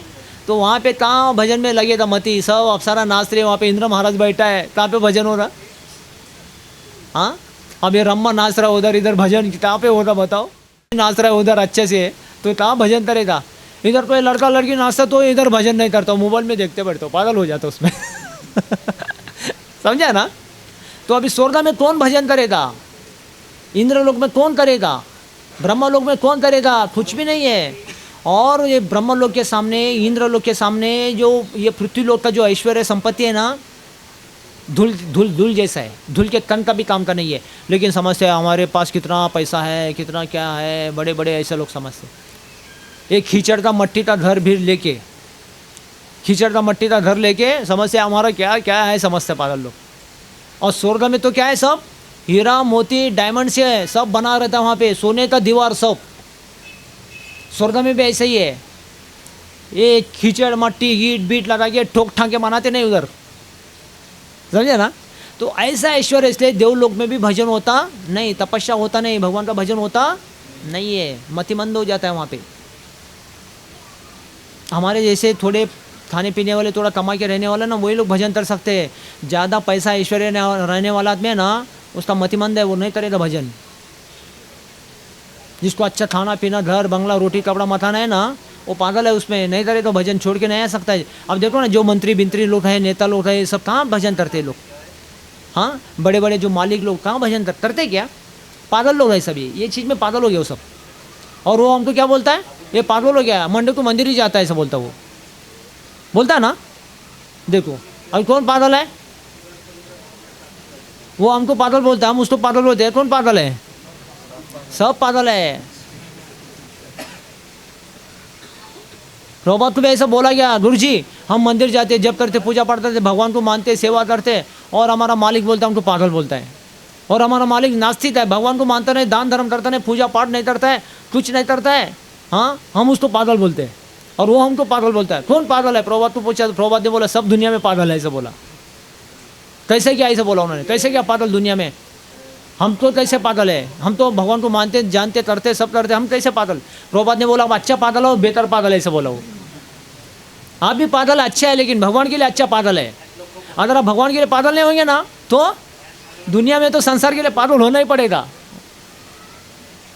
अच्छा है कि फिर क्या करें, भगवान के लिए पागल हो जाओ। जो भगवान के लिए पागल हो जाएगा, क्या होगा, वो भगवान के पास जाएगा, भगवान के वैकुंठ धाम में जाएगा। और संसार में जो पागल हो जाएगा, वो कहाँ जाएगा, नरक में चला जाएगा, वो पागल खाने में जाएगा। नहीं तो पागल खाना है ना, ये रोड़ा में, ये मेंटल लोग ऐसे उधर जाते हैं। तो पागल होना ही है ना, तो भगवान के लिए पागल हो जाओ, अगर नहीं तो फिर संसार में लोग पागल हो जाते। तो इसलिए दुनिया में जिसके पास थोड़ा है तो वो समस्या है, हाँ ये पागल हो गई। और वो हमको पागल होता, अरे संडे को उधर ही जाता, मंडे को उधर ही जाता, ये पागल हो गया, ऐसा समस्या। देखो, तो ये लोगों का मतिमंद हो गया। तो इनके सामने देवताओं का, स्वर्गलोक का, ब्रह्मलोक का ऐश्वर्य कितना है, क्या भजन, देखो हमारा कितना बड़ा पुण्य है। हाँ, कोई जानवर के योनि में भगवान का भजन पूजन होता नहीं है, और देवताओं के योनि में भी भजन पूजन नहीं होता है। केवल मनुष्य जाति में ही भगवान का भजन पूजन कर सकते हो। अभी वो भी सब मनुष्य नहीं है, थोड़े पुण्यात्मा ही है। अब मार्केट में इतने लोग, कितने लोग भजन करते देखो ना, गांव में इतने लोग देख, कितने लोग भजन करते, थोड़ा ही लोग पुण्यात्मा। इसलिए मनुष्य जन्म पाया, राधा कृष्ण नवजया, जानिए सुनिए विषय खानु, मनुष्य जन्म पाकर के भगवान का भजन नहीं किया, वो जानबूझ के जहर खा के मरने के समान वो जीवन माना जाता है उसका। मनुष्य जन्म व्यर्थ रहा उसका जीवन, बेकार में, पशु जन्म जैसा। और वही पशु बन जाता अगला जन्म में। जो आके सुअर जैसा जिया ना, अगला जन्म उसको भगवान सुअर बना देते। जो आके गधे जैसा काम करता ना, उसको अगला जन्म में गधा बना देता है। और जो आके कुत्ते जैसा भूखने का काम करता है ना, मनुष्य जन्म में, अगला जन्म में उसको कुत्ता बना देते। और आगे चोरी मारी काम करता ना, अगला जन्म में उसको चूहा बना देते। चूहा देखो चोरी करके खाते रहता हमेशा। तो मनुष्य जन्म के बाद ही ये जानवर का योनि चालू होता है। ये कुत्ता, बिल्ली, सुअर, बिल्ली, हाँ गधा, ये सब कहाँ से आते हैं, मैं बोला मनुष्य जन्म से आते हैं सब। जो मनुष्य जन्म में भगवान का भजन नहीं है, अगला जन्म में उसको जानवर का योनि। इसलिए मनुष्य जन्म है सबसे बेस्ट है भगवान का भजन करने के लिए। देवताओं के योनि में भी नहीं होगा और जानवर के योनि में भी नहीं होगा। इसलिए कहाँ पे होगा, मनुष्य जन्म में होगा। ये देवता लोग भी बहुत अच्छा भारत भूमि के बारे में, भारत भूमि में जो जन्म लिया उनके बारे में स्तुति करते। बहुत अच्छा श्लोक है, देखो गरुड़ पुराण में मैं आपको पढ़ के दिखाता हूँ, इसको पढ़ेंगे हम लोग सब। तो ये गरुड़ पुराण का श्लोक है। गरुड़ पुराण में भगवान कृष्ण को, भगवान विष्णु को गरुड़ ने पूछा था। गरुड़ ने क्या पूछा, प्रभु ये संसार दुनिया में, ब्रह्मांड में सबसे बड़ा कौन सा भुवन ब्रह्मांड है, बताओ। तब गरुड़ जी को भगवान ने बताया। बोलो, गायन्ति देव किल गीतानि धन्यस्तु ये भारत भूमि भागे स्वर्गापवर्गस्य फलार्जनाय भवन्ति भूय पुरुष सुरत्वात्। हाँ, गरुड़ जी को भगवान ने बोला, ए गरुड़ देखो, गायन्ति देव किल गीतानि, हाँ धन्यस्तु भारत भूमि भागे। ए गरुड़, ये भारत भूमि के बारे में, हाँ भारत भूमि, धन्यस्तु भारत भूमि भागे, भारत भूमि के बारे में क्या करते बोलते हैं, गायन्ति, गान करते बोलते, देवता लोग गान करते भारत भूमि के बारे में, गायन्ति देव किल गीतानि, और अच्छे अच्छे राग निकाल के गीत गाते, ऐसा बोलते देवता लोग। गायन्ति देव किल गीतानि धन्यस्तु ये भारत भूमि भागे। भारत भूमि के बारे में अच्छे अच्छे राग गान करते बोलते देवता लोग, गीत गाते बोलते ऐसा, इसलिए भारत भूमि को धन्य बोलते। हाँ क्यों? क्योंकि अवसर किसी को नहीं है, इसलिए देवता लोग पृथ्वी लोक के बारे में, भारत भूमि के बारे में, अमेरिका भूमि नहीं, भारत भूमि ऐसा बोलते हैं। भारत देश का नाम देखो देवलोक में भी प्रसिद्ध है, समझे ना। हाँ, तो गायन्ति देव किल गीतानि धन्यस्तु ये भारत भूमि भागे। देवता लोग गायन करते हैं भारत भूमि के बारे में, अमेरिका भूमि के बारे में नहीं है। हाँ, और स्वर्ग अपर्ग से फलार्जनाय, क्यों गायन करते हैं ऐसे बोलते हैं भारत भूमि के बारे में, पता है? देवता लोग भारत भूमि के बारे में क्यों गायन कर रहे, बताओ क्या कारण है? हाँ, भगवान सब भारत भूमि में आए, अच्छा इसके लिए गायन कर रहे हैं। और साधु संत ज़्यादा है, बहुत अच्छा। और भारत भूमि के बारे में देवता क्यों दान करते, क्यों दारे स्तुति कर रहे, बताइए, पता है? भगवान कृष्ण के जन्म, अच्छा और बताओ। हाँ हाँ, जितना लीला हुआ सब भारत भूमि में, वो भी प्रश्न उत्तर नहीं है, अभी भी उत्तर नहीं मिला। क्या कारण है? यहाँ पे बोल रहे हैं स्वर्गस्य अपवर्गस्य फलार्जनाय, यहाँ पे बोल रहे गरुड़ जी को भगवान बोल रहे, क्या बोल रहे हैं, ए गरुड़, स्वर्गलोक में ब्रह्मलोक में जो होना चाहता हो होता नहीं ना, वो भारत भूमि में होता है, ऐसा बोला है। क्या होता है वो? हाँ, स्वर्गलोक में जो चांस नहीं है वो भारत भूमि में चांस नहीं है, वो भारत भूमि में चांस है भगवान का भजन करने का। हरे कृष्णा कृष्णा कृष्णा हरे हरे, हरे राम हरे राम। तो यहाँ पे वो बोल रहे जो स्वर्ग में करना चाहिए, ब्रह्मलोक में करना चाहिए, वो होता नहीं, ये भारत में होता है। स्वर्ग अपवर्गस्य फलार्जन, ये स्वर्ग या ब्रह्मलोक, इंद्रलोक, चंद्रलोक, जो लोक में जो चाहिए वो जो होता नहीं, वो भारत भूमि में होता है, ऐसा बोला है। क्या है? भगवान का भजन करके मुक्ति पाना है, वैकुंठ लोक जाना है, इधर से जा सकते हैं, ऐसा बोला है। इधर से आपको स्वर्गलोक जाना है, इधर से एंट्री मिलता है आपको जाने के लिए, समझे ना। वैकुंठ से कोई स्वर्ग नहीं जा सकता है, दरवाजा बंद है उधर। हाँ, भारत भूमि से भूलोक से जा सकता है स्वर्ग में, वैकुंठ में भी जा सकता है, इधर से उसको एंट्री मिलता है। और इधर से भारत भूमि से ब्रह्मलोक जाना है, ध्यान करके कोई योगी ब्रह्मलोक जा सकता है, समझा ना। और कोई तपस्वी ध्यान करके उसको इंद्रलोक जाना है, इंद्रलोक भी जा सकता है, सूर्यलोक जाना है, सूर्यलोक, और पाताल लोक जाना है, पाताल भी जा सकता है। जिधर जाना है उधर, यहाँ तक कि नरक में भी जाना है ना, इधर से जाना होता है नरक। स्वर्ग में पाप होता है इसलिए नरक में जाना मुश्किल है, ब्रह्मलोक में भी पाप होता है इसलिए नरक में जा नहीं सकता है, समझा ना। और स्वर्गलोक से ब्रह्मलोक जाना भी मुश्किल है, स्वर्गलोक में कोई जाएगा नहीं, ये इधर है उधर क्यों जाओ ब्रह्मलोक में। अब ब्रह्मलोक से भी कोई स्वर्गलोक नीचे लोग नहीं जाएगा, वो समझता है मेरे इधर इतना कम, मेरे इधर इतना है तो मैं दूसरी जगह क्यों जाऊँ। सब देवता ऐसे अपने अपने घमंड में, अंतर में, एक दूसरे जगह जाना ही नहीं चाहता है। इधर से जिधर जाना जा सकता है, वैकुंठ लोक, ब्रह्मलोक, स्वर्गलोक, इंद्रलोक, चंद्रलोक, पाताल लोक और नरक लोक भी कहीं जाना है तो, या गोलोक वृंदावन भी जाना है तो ना, इधर से सबको एंट्री, रास्ते यहाँ से फाटे फूटते सबको, समझा ना। इसलिए बोलते हैं यहाँ पे स्वर्गस्य अपवर्गस्य फलार्जनाय, जो स्वर्गलोक में या अन्य लोक में जो फल प्राप्ति होता नहीं, वो भारत भूमि में वो फल प्राप्ति होता है, वो आप कर सकते हैं, ऐसा बोलते हैं यहाँ पे।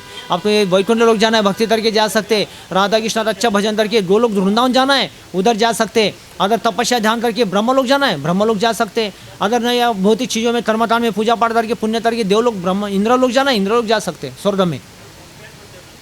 या पूरा पाप पाप पाप पाप पाप पाप करके नरक जाने तो नरक भी जा सकते, बस केवल पाप ही करने का। हाँ, और पाप करके क्या करने का? नरक में जाने का। कहाँ जाने का? हाँ, यमदूत ऐसा आवाज करते वहाँ पे, समझा ना। जब ये कौरवों का पांडवों का युद्ध हुआ ना, तो युधिष्ठिर महाराज बहुत दुखी हो गया था, सब दुखी हो गया। फिर युधिष्ठिर महाराज व्यास जी को बोला, महाराज पिताश्री पितामह व्यास जी, मेरे को अभी अपने वंशों को देखना है, सब युद्ध में आपस में मर रहे, सब कौरवों के स्त्रियां विधवा हो गए, अभी कौन कहाँ रहे मेरे को पता नहीं है, ऐसा बोला उन्होंने। कौन बोला? हाँ, किसको बोला? हाँ, क्या बोला है? सब युद्ध में मर गए, कुरुवंश के सारे स्त्रियां विधवा हो गए, अभी कौन कहाँ गए मेरे को देखना है, ऐसा बोला है। थोड़ा देर के लिए मेरे को स्वर्गलोक दिखाओ, थोड़ा देर के लिए मेरे को नरक लोक दिखाओ, ऐसा बोला। तो पहला क्या देखना चाहते हैं, पूछा उन्होंने। क्या बोला? हाँ, पहले क्या देखना चाहते हैं, ऐसा बोला युधिष्ठिर। उन्होंने बोला पहला नरक दिखाओ, ऐसा बोला। ठीक है, चलो आप मेरे हाथ पकड़ो, मेरे हाथ पकड़ के मेरे साथ आओ। मेरा हाथ पकड़ो, मेरे साथ आओ, बोला युधिष्ठिर। चलो बोला है, धीरे से युधिष्ठिर को लेके गया, थोड़ा दूर लेके गया, दिव्य दृष्टि दिया युधिष्ठिर को। युधिष्ठिर को दिव्य दृष्टि आ गया। फिर युधिष्ठिर चलो अभी मेरे साथ बोला है, ऐसे ऐसे चिल्ला। युधिष्ठिर अंदर बहुत मारा, पितामह इधर से बस हो गया, इधर से चलो चलो, अभी देख लिया नरक बहुत हो गया, ऐसा बोला। आगे जाने का नहीं बोला, आगे और तरफ बहुत है, इतना अंधेरा है ना, एक दूसरे को फाड़ फाड़ के खून चूस चूस के हथड़ी कतर कतर के खा रहा है ऐसा, और उसको इतना तकलीफ हो रहा है, उसका दर्द हो रहा है ना, ऐसा कोई चिल्लाता, भूत पकड़े जैसा। अलग अलग भाव में वो शैतान लोग वहाँ पे रोते धोते रहते। गिदड़ को पकड़ के ऐसा खुद तक खींच के खाता ना, इंसान जैसा मांस फाड़ के खाता ना, ऐसा वहाँ पे नरक में यमदूत पकड़ पकड़ के खींच के खाते लोगों को। तो वो देखा ना तो चिल्ला चिल्ली होता अंदर भोग। फिर वो युधिष्ठिर को दरवाजे से दिखाया, इतना भयानक आवाज़ और पूरा अंधेरा अंधेरा। युधिष्ठिर को दिव्य दृष्टि दिया, ऐसा टॉर्च लगाते तो लाइट जैसा दिखता है ना, वो देख लिया। युधिष्ठिर महाराज बोला, माता पितामह इधर से मैं देख लिया, आवाज़ सुन लिया, बहुत हो गया, नरक देखना बंद हो गया, बस हो गया, बंद करो बोला। अभी इधर से चलो, मेरे को अभी स्वर्ग दिखा बोला। तो मेरे वंश के लोग जितने लोग वीरगति प्राप्ति किया ना, मेरे को वो दिखाओ। फिर बाद में पितामह भीष्म व्यासदेव ने उनको फिर दिव्य दृष्टि दिया। फिर उनको जितने लोग युद्ध में लड़के आमने सामने लड़के वीरगति प्राप्ति किया ना, फिर देखो ये सब कहाँ पे चले गए, आपके वीरगति को प्राप्ति किया सब लोगों ने। हाँ, स्वर्गवास हुए, ये सब उनको फिर दिव्य दृष्टि दिया, फिर सब स्वर्गवास हुए थे। फिर युधिष्ठिर महाराज बोला, मेरे को सबको जल अर्पण करना, पिंडदान करना, मेरे को सबको पितरों को वंशों को जल पिंड अर्पण करना है। फिर लोग काशी आए थे। ऐसा ही कहानी है, बहुत बड़ा कहानी है उसके पीछे। तो युधिष्ठिर महाराज दुखी हुआ था, धर्माराज युधिष्ठिर था, तो सब वंश के लोग मर गए, तो सबको जलदान पिंडदान करना था। तो 5 पांडव लोग फिर काशी में आए थे। काशी में आके भगवान कृष्ण को भगवान विष्णु को जल चढ़ा के पितरों को पिंड अर्पण करना था। तो वो जाके स्नान किया गंगा में और पिंड अर्पण करके फिर उसके बाद भगवान विष्णु था वहाँ पे, भगवान शिव जी का दर्शन करने के लिए शंभू महाराज था। शंभू महाराज दर्शन नहीं वहाँ पे। फिर सपने में उनको आए भगवान, सपने में आके क्या बोला भगवान ने, अरे युधिष्ठिर मैं आजकल यहाँ पे नहीं रहता हूँ, पूना में नहीं, काशी में मैं नहीं रहता हूँ आजकल। मैं यहाँ पे बहुत डिस्टर्ब करते हैं लोग, बहुत दुकान ये वो लगा के रखता है, जहाँ पे दुकान ये सब होता है ना, वहाँ पे भजन पूजन होता नहीं, मैं भी डिस्टर्ब हो जाता हूँ, ज़्यादा अशुद्ध हो जाता है, ऐसा बोला। जहाँ पे ये सब बाजार होता है ना, वहाँ पे भगवान का वास होता नहीं, ये ज़्यादा अशुद्ध हो जाता है, इसलिए मैं इधर से निकल गया। मैं काशी में रहता नहीं, अभी मैं कहाँ रहता हूँ, हिमालय में रहता हूँ। आप हिमालय में आ जाओ तो मैं दर्शन देता हूँ, ऐसा बोला भगवान। समझे ना, जहाँ पे भगवान के मंदिर के आजू आसपास भजन के जगह में ये सब होता है ना, बाजार पैसा मार्केट बिर्केट, वहाँ पे भगवान का वास नहीं रहता। भगवान वहाँ पे वास होते नहीं है, शुद्धता नहीं रहता है, भगवान वो जगह छोड़ के चले जाते। समझे ना, अरे सारा दुनिया में वही बाजार और इधर भी वही बाजार। भगवान को कितना डिस्टर्ब हो जाता ना, आपका भजन में मत लगता है क्या? आप आके इधर ही जाओ, उधर ही जाओ, इधर क्या मिल रहा है, उधर क्या मिल रहा है, यही इधर आए किसके लिए? हाँ, किसके लिए आया? अरे हफ्ता भर बाहर घूम के इधर हफ्ते में एक बार आया, किस लिए ले आया? भजन करने के लिए। लेकिन क्या करते इधर आके, इधर उधर घूमता ना मन, तो इसलिए भगवान को भी मजा लगता नहीं। ये क्या इधर आके किसी का भी ध्यान नहीं, इधर भी आके मोबाइल ही देखते बैठता है, ऐसा इधर सब टाइम पास आके, भगवान में कोई ध्यान ही नहीं, इसलिए भगवान उसको मिलता नहीं, इधर भगवान रहते भी नहीं। ऐसा शुद्ध जाता नहीं होता ना, सब अशुद्ध हो जाता जाता। इधर भी वही तरह, दुनिया में वही तरह, मार्केट में भी वही तरह, बाजार में भी वही तरह, इधर भी वही।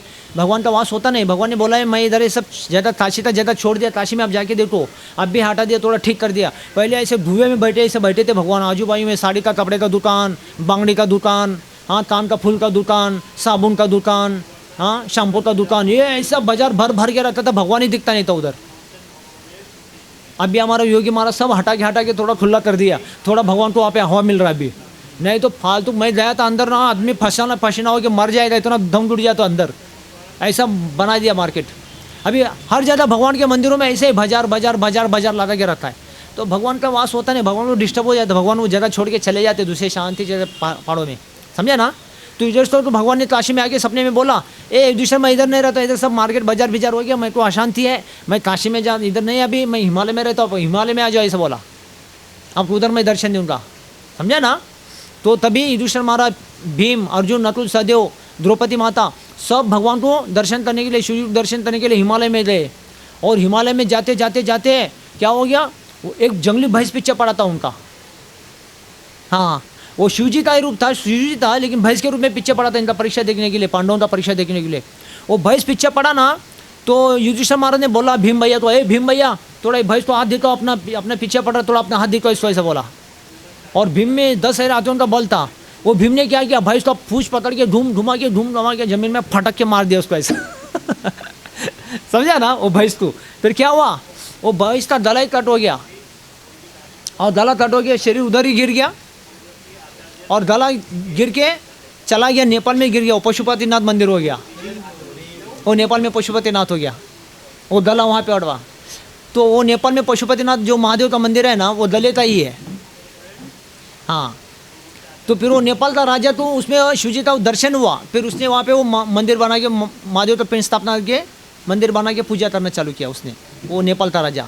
तब से वो मंदिर का नाम हुआ पशुपतिनाथ, समझा ना। बाद में इधर क्या हुआ, इधर शरीर गिर गया, जंगली भैंस था।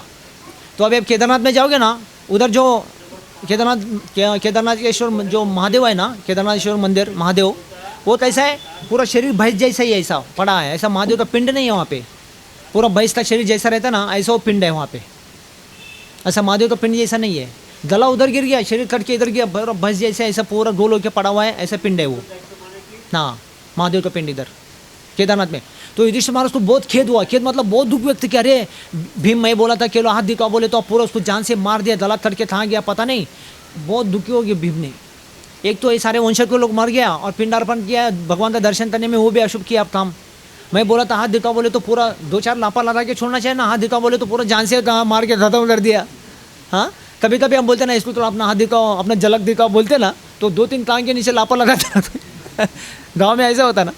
तो भगवान ने युधिष्ठिर ने भीम को ऐसा बोला था, भीम ये जंगली भैंस अपने पीछे पड़ा, इसको थोड़ा अपना हाथ दिखाओ, बोले तो उसको थोड़ा 2-4 लापा लगाना चाहिए था ना, वो नहीं किया उसने, भूज पकड़ के घूमा के जमीन में पटक के मारा ना, गला ही कट हो गया उसका, तो ये बॉडी इधर गिर गया। तो युधिष्ठिर महाराज बहुत दुखी हो गया, अरे गला उठ के कहाँ चला गया पता नहीं, शरीर इधर गिर गया। युधिष्ठिर बहुत दुख हो गया, बहुत खेद व्यक्त किया, इसलिए केदारेश्वर नाम पड़ा। को क्या बोलते हैं, खेद व्यक्त करना, हाँ, इसलिए केदारेश्वर नाम हो गया। तो वो केदारेश्वर वहाँ पे जब शरीर से प्राण जोत जाता है ना, शरीर से प्राण जाता है ना आत्मा, तो महाराज युधिष्ठिर को वहाँ पे दर्शन हुआ उसका, शिवजी का वहाँ पे दर्शन हुआ ये महादेव का। फिर वहाँ पे उन्होंने अपने पिता के नाम से, अपने वंशों के नाम से, ये पांडु महाराज के नाम से युधिष्ठिर महाराज ने वो मंदिर, पांडवों ने मंदिर बनाए, केदारेश्वर मंदिर, इतने हिमालय के पहाड़ में वो पांडवों ने बनाया मंदिर है, समझा।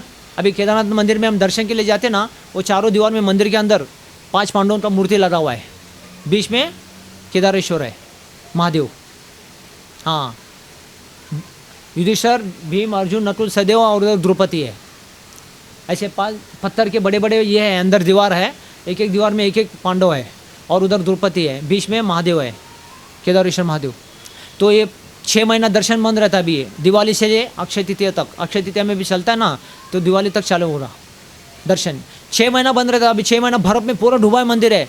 तो वो पांडव लोग उनकी पूजा करते बोलते, पांडव लोग, नारद जी, व्यास जी, देवता लोग आके 6 महीना भगवान की पूजा करते वहाँ पे ठंडी में, समझा ना। उनको ठंडी बीमार लगता नहीं ना, तो ये देवताओं के द्वारा 6 महीना पूजा होता है, समझा ना। हाँ, अभी से लेके तभी तक अक्षय तृतीया नहीं, दिवाली से लेकर अक्षय तृतीया तक। अक्षय तृतीया में भी दरवाजे खुलेंगे। ये मंदिर के 6 द्वार होते हैं, केदारनाथ, बद्रीनाथ, गंगोत्री, यमुनोत्री, ये 4, और अमरनाथ और मुक्तिनाथ भगवान। ये 6 द्वार 6 महीना बंद रहता है, समझा ना। दिवाली के लिए से अक्षय तृतीया तक। अभी अक्षय तृतीया में खोलेंगे तो दिवाली को बंद हो जाएगा। हाँ, तो 6 महीना कौन पूजा करते हैं? देवता लोग पूजा करते हैं ये भरत के टाइम में। और 6 महीना भी अक्षय तृतीया के बाद फिर दरवाजे खुलेंगे, देवताओं का पूजा बंद हो जाता है। फिर ब्राह्मण लोग पूजा करते हैं 6 महीना, मनुष्य जाति के द्वारा पूजा होता है 6 महीना, और 6 महीना देवता पूजा करते हैं। जैसे 12 महीना वहाँ पे पूजा पाठ चलता है, समझे ना। तो अभी मैं ये कहानी क्यों बताया था, युधिष्ठिर महाराज था, पांडवों का कहानी क्यों बताया था ना? कहानी तो सुना, अच्छा तो लगा, तो बताए किसके लिए? हाँ हाँ, तो युधिष्ठिर महाराज को तभी स्वर्गदाता का भी दर्शन कराया भगवान ने, व्यासदेव जी ने स्वर्गदाता का दर्शन किया। फिर वंशों को उन्होंने जल अर्पण पिंडार्पण किया। फिर काशी का दर्शन उनको वहाँ पे हुआ, कहाँ पे? केदारनाथ में। वहाँ पे शिवजी का उन्होंने दर्शन किया। फिर तभी उनको वंशों को आत्मा शांति पहुँचा उन्होंने, ऐसा समझा ना। तो नरक इतना खतरनाक जगह है, तो स्वर्ग ऐसा है, तो वहाँ पे भजन भूजन होता नहीं है। इसके लिए देवता लोग बोलते हैं जो देवलोक में जो होता नहीं है वो पृथ्वी लोक में होता है। पृथ्वी लोक से कोई नरक जा सकता है, स्वर्ग जा सकता है, ब्रह्म लोक जा सकता है, और पाताल लोक जा सकता है, नहीं तो वैकुंठ जा सकता है, 9 लोक, 2 लोक, वृंदावन धाम भी जा सकता है। इधर से रास्ता खुला खुला खुला है, बाकी किधर से भी नहीं है। इसके लिए बोलते हैं हाँ, स्वर्ग से अपवर्ग से फलार्जना है। जो स्वर्ग लोक में, अन्य लोक में जो होता नहीं, पृथ्वी लोक में, भारत भूमि में वो हो जाता है। इसलिए भारत भूमि क्या बोला है? क्या भारत भूमि? धन्य भूमि ऐसा बोला है। क्या भारत भूमि? हाँ, इसलिए इसके बारे में देवता लोग गान करते हैं।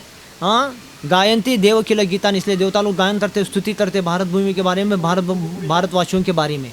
इतना पुण्यवान पुण्य लोग है, पुण्य भूमि बोलते। जो देवताओं को चांस नहीं है, जो जानवरों को चांस नहीं है, वो चांस किसको है? भगवान ने मनुष्य को दिया, और वो भी मनुष्य जाति सबको नहीं है। कई पुण्यात्मा ब्रह्मांड भ्रमित कौन भाग्यवान जीव गुरु कृष्ण प्रसादे भक्ति लता बीज। ब्रह्मांड में बहुत सारे जीव है, उसमें से थोड़े पुण्यात्मा है जो मनुष्य जाति है, जिसको पुण्य है, गुरु का कृपा, साधु का कृपा, और उनको भगवान की कृपा है, बाकी किसी को नहीं। देखो, तो इसके लिए बहुत बड़ा पुण्य है, लाभ है।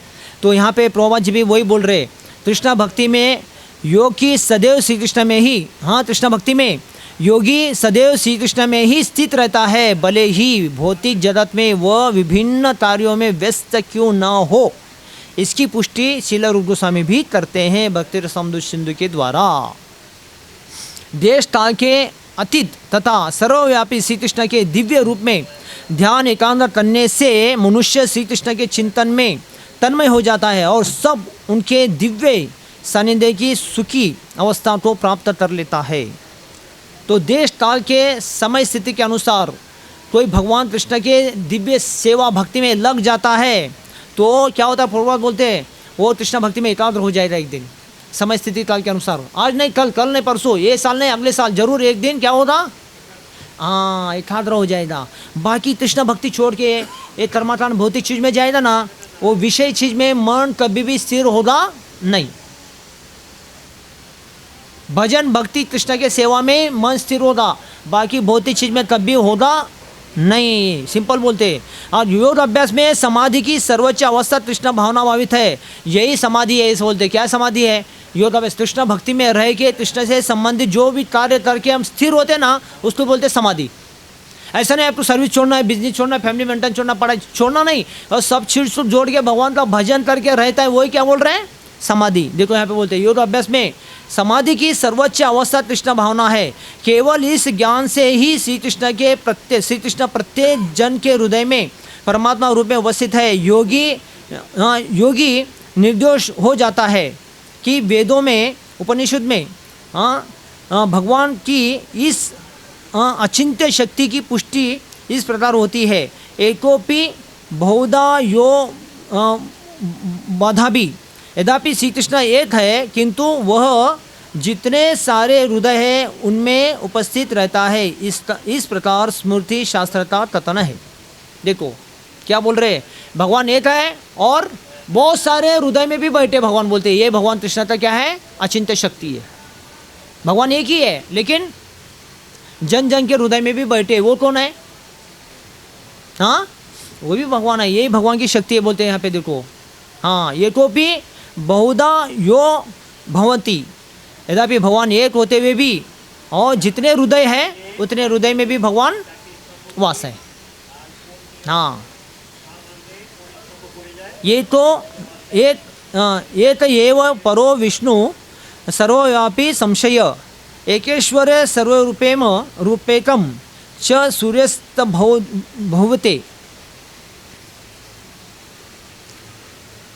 श्री विष्णु एक है फिर भी वे सर्वव्यापी है। एक रूप होते हुए भी वे अपनी अचिंत्य शक्ति से सर्वत्र उपस्थित रहते हैं। जिस प्रकार सूर्य एक ही समय अनेक स्थानों में दिखता रहता है। बहुत अच्छा उदाहरण दिया प्रभुपाद जी। भगवान कृष्ण एक ही है, भगवान कृष्ण से विष्णु आते हैं और विष्णु भी एक है, तो विष्णु से सब कुछ संसार चलता है। कैसे चलता है प्रभुपाद जी अभी उदाहरण देके बता रहे। कैसे उदाहरण दे रहे, क्या उदाहरण दिया उन्होंने? हाँ, क्या करता सूर्य? हाँ, एक ही जगह रहता है लेकिन काम क्या करता है? हाँ, सबको बराबर रोशनी देता है। देखो इधर ही बैठा है सूर्य, बंगाल में भी रोशनी मिलता है, महाराष्ट्र में मिलता है, आंध्र में मिलता है, केरला में, जहाँ पे चाहिए एक ही सूर्य बल्ब इतना पावरफुल है, कितना तेज है। देखो ना, आज तक कोई छू पाया क्या सूर्य को जाके? हाँ, कोई भी साइंस वैज्ञानिक कोई भी जा नहीं सकता है। रॉकेट लेके यंत्र तंत्र लेके कोई भी जाके छू नहीं सकता। प्रभुपाद बोलते दो चीज़ें धरती में अभी भी आप देख सकते हैं, भगवान की शक्ति है दो। क्या है? एक सूर्य एक चंद्र है। दिन में आप सूर्य को देख सकते हैं, रात में चंद्र को देख सकते हैं, लेकिन कोई भी छू के आने अभी तक है। और ये चंद्र सबको देखता है पृथ्वी में, सूर्य भी सबको देख रहा है। आप इधर बैठे आपके घर को चंद्र देख रहा है, रात में आपके घर वाले चंद्र को देख रहे हैं, चंद्र से आपके घर वालों को देख रहे हैं, है कि नहीं? और आप इधर बैठे वो चंद्र आपको भी देख रहा है, आपके घर वालों को भी देख रहा है। देखो कैसा है ये भगवान की शक्ति, कैसा है। देखो सूर्य है, दिन में उगता है, सूर्य आपके घर में भी रोशनी पड़ रहा है, आपके घर में छत में भी रोशनी पड़ रहा है, आपके पूना में घर में भी छत में रोशनी पड़ रहा है। सूर्य आपको भी देख रहा है, आप सूर्य को देख रहे हैं, आपके घर वाले भी सूर्य को देख रहे हैं, सूर्य भी आपके घर वालों को देख रहा है। पूरा पृथ्वी में सूर्य नारायण का दर्शन कोई करता ना, पूरा पृथ्वी का दर्शन उसको हो जाता है। एक देवता धरती में आज भी ऐसा है, आप देख सकते हैं नज़र से। हाँ, कोई देख नहीं सकते, लेकिन सूर्य नारायण सब कुछ दर्शन कर सकता है दिन भर में। पूरा पृथ्वी में 12 घंटे में क्या करता है, पूरा पृथ्वी का चक्कर मार के आता है। वो पृथ्वी में कौन कौन कहाँ का जन्म ले रहा है, कहाँ कहाँ मर रहा है, किसका अंतिम संस्कार, मुर्दा जला रहा है, सब पृथ्वी का दर्शन करता है वो। अगर आपके गाँव में कोई मर गया, उसका अंतिम संस्कार जलन हो रहा होगा ना, आप सूर्य को बोलेंगे ना मैं तो इधर हूँ, आप तो दर्शन किया होगा, बोलो सूर्य को, वो तो दर्शन किया सूर्य तो देख लिया ना, तो अब उनका दर्शन करोगे ना। मेरे को मेरे पितरों के बारे में मेरे को आशीर्वाद दे दो, आप तो उनका दर्शन कर रहे, मेरे को आशीर्वाद दे दो, मेरे पितरों का मुक्ति पहुंचा दो। सूर्य नारायण उनको मुक्ति पहुंचा देते। इसलिए अंतिम संस्कार में देखो, किसी को संतान होते नहीं तो देखो क्या करते लोग, गंगा जल लेके सूर्य को दिखा के गंगा को अर्पण करते हैं, है ना। पिंडार्पण में भी ऐसे होता है, सूर्य नारायण के सामने जल दिखा के करना पड़ता है, क्योंकि सूर्य नारायण सबके साक्षी होते हैं। चंद्र भी सबके साक्षी है। रात में सब लोग चंद्र को देख सकते हैं, चंद्र भी सबको देख रहा है, सब गांव गांव में, है कि नहीं। तो देखो ये दो देवता अभी भी आप देख सकते हैं धरती में, तो भगवान कैसे होंगे सोचो ना। प्रभुपाद उदाहरण दे रहे। हाँ, एक सूर्य चंद्र ऐसा काम कर रहा है तो भगवान क्या नहीं करेगा। जिनको पैदा किया चंद्र को, सूर्य को भगवान ने पैदा किया, तो भगवान क्या करता होगा सोचो। इंद्र चंद्र ऐसा कर सकता, सूर्य ऐसा कर सकता, तो भगवान क्या कर सकता होगा धरती में। हाँ, तो ये सब चीज़ें प्रभुपाद बोलते हैं ये सब अचिंत्य अचिंत्य अचिंत्य है, हमारी चिंता से परे है। हाँ, लेकिन अभी भी आप दो देवताओं को देख सकते हैं। किसको किसको? हाँ, अभी भी आप देख सकते हैं, वो भी आपको देखते हैं दिन और रात में। हाँ, उसके साक्षी होते वो। ऐसा। हरे कृष्णा। कोई प्रश्न है तो प्रश्न पूछे किसी को।